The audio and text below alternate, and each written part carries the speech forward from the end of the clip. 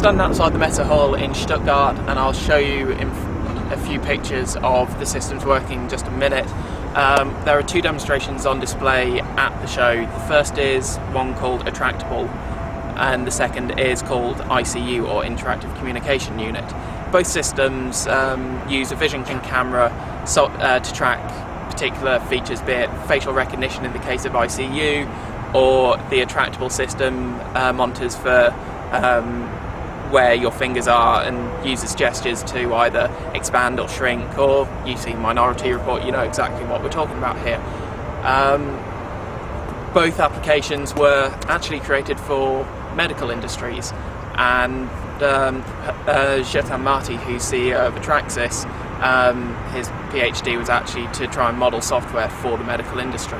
The reason for this is for sterility. If you're in an operating theatre, you might still want to be able to use a computer, however that causes contamination. The ability to have certain gestures to actually just calibrate particular instruments or actually bring up extra information that you might want to use is priceless.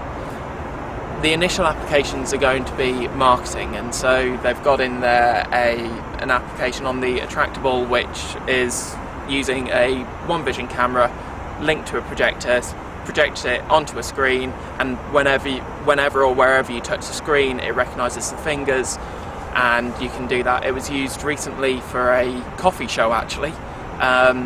You have a menu on the screen, you touch what you want to order, it's brought across to you, and it recognises purely because of what's on the base of the cup, information on what the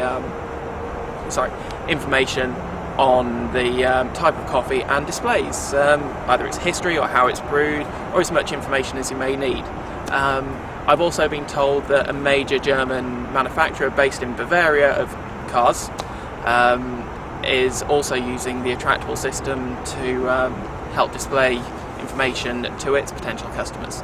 ICU is the demonstration that they've got for ICU. They've created a little game for it where if you shuffle right or if you shuffle left, it just grabs onto the facial area and will move the avatar on the screen according to that.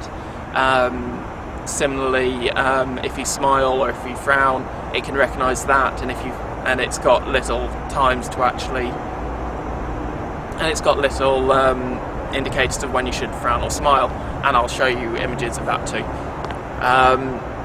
Hopefully there should be enough information, and I will speak to you on Thursday. Thanks, Charles.